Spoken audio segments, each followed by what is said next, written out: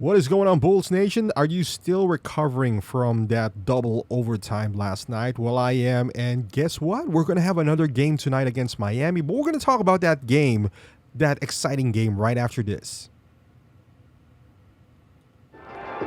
You're listening to Chicago Bulls Nation, your home for all things Chicago Bulls. All right, Bulls Nation. So it was a good game. Not as close as I wanted it to be. Honestly, with a depleted team like the Timberwolves, without basically Cat, he wasn't in the game, and Anthony Edwards came down around like second quarter or something like that. This game shouldn't have gone to two overtimes, but it did. Especially, this is the confusing part, right? I'm glad for the win. I'm glad that the Bulls, because we know that they're trying to get into the playoffs, to the play-in tournament, and every win counts, especially to a team like the Timberwolves, who's, a pretty good team. Not this version, but this is a good win for the Bulls, who's trying to get in. However, if your players, especially like DeMar, Zach, has scored basically almost 90 points, and Vucevic also had 21. Now, without their star players, this shouldn't even be a close game. However, it is, and unfortunately, this is where I guess I hate to harp on this, but the coaching, the culture is not established. Because if your players are scoring, basically DeMar was out of his mind last night, and so was Zach. I think he scored like 10 points in like, I don't know, 5 minutes or something like that, maybe even less. This shouldn't even be close. They are hard to stop. This team could score. The Bulls could score. Now they're letting the other team score without star players. That is the problem. The proper adjustments needs to be made. When Jaden McDaniels is killing DeMar, maybe, just maybe, you shouldn't put DeMar on him. I don't know, put Caruso on him, put Patrick Beverly on him. Hey, put Zach LaVine on him. I don't know, but he's definitely cooking DeMar last night. He's making shot after shot after shot, and for whatever reason, DeMar ends up getting matched up with him with all the switching that we do. Yet we can't defend the one guy that's been killing us. Same goes with Mike Conley, who had a career high in three-point shooting. Maybe, I don't know. Jaden McDaniels had a hot night shooting three-pointers as well. Make adjustments. We need to have some sort of philosophy.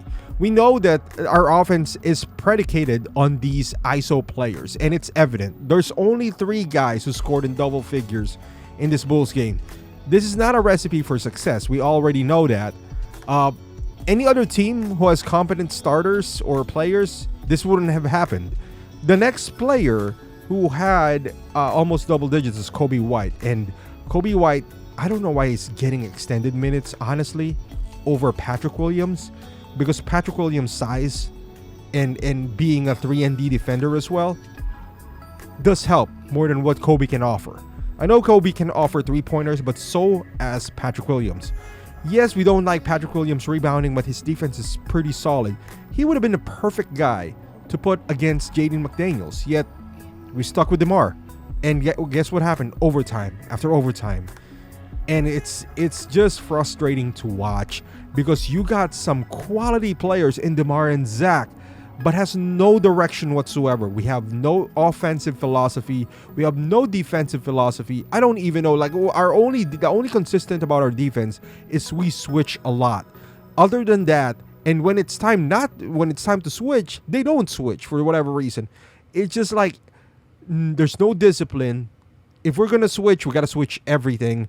Come back, help out, but no discipline, no accountability. Both on offense and defensively. On offense, you can see it. Whoever's hot, give the ball to him. That is basically our offense. And it works half the time.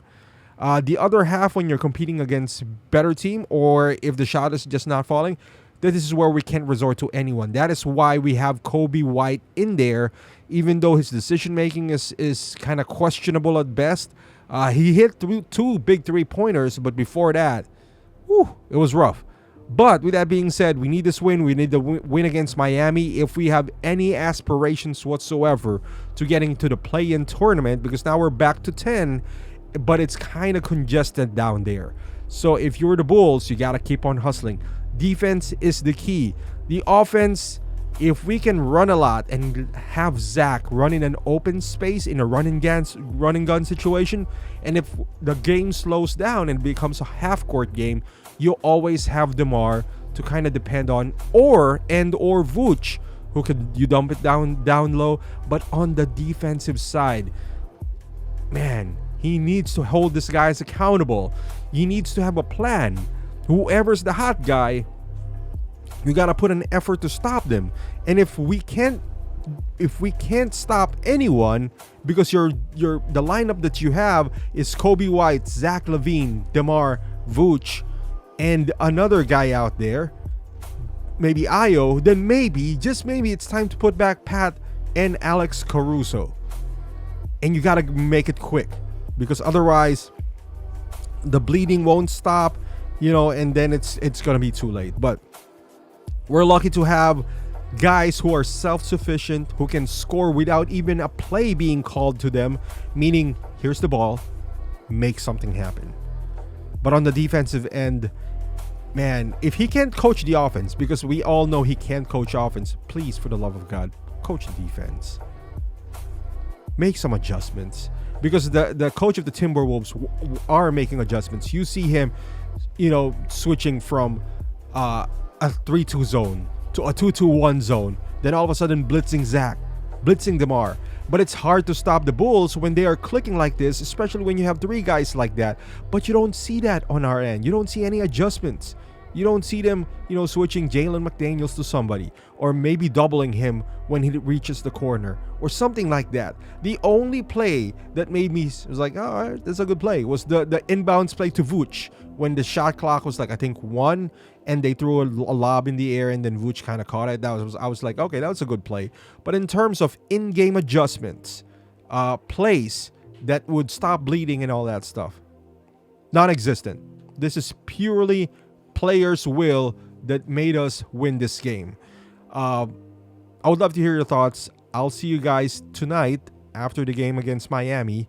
We're going to talk about that, and hopefully we do get a win. But thank you for watching. Subscribe to the channel if you haven't done so, and I'll see you guys in the next video.